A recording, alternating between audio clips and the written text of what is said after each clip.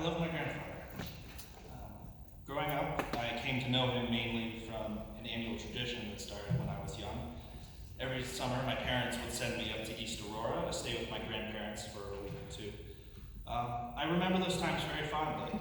As a child, it always felt like a great adventure to escape from the routines of home and go to different places with Grandma and Grandpa. They would usually take me to various museums or parks in East Aurora or Western New York, or various places that they thought I would find interesting. We did this every year until well into my late teens. I think there are a lot of things you could say about my grandpa. He had a lot of very strong opinions about a variety of subjects, and was always passionate about what he believed in. He was also, though, a man with a very playful sense of humor. He loved telling funny stories and jokes, and even from time to time some small pranks. I heard all the stories, especially when he was younger, of pranks he played on his mother.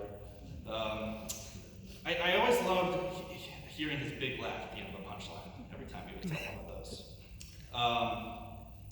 The thing, though, I take away the most from my time with my grandpa was that he was a man that loved experiencing life.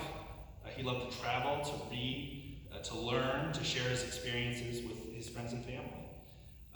And during those summer weeks that I spent with him and Grandma, I think looking back, it's very clear that's exactly what he wanted to do with me. And like Pastor just said, just walking around their house, you could see it. Whether it was the variety of books that they had on their shelves, they wanted it to have an environment of learning. And all the pictures and photographs he had taken of the places they had traveled lining their walls.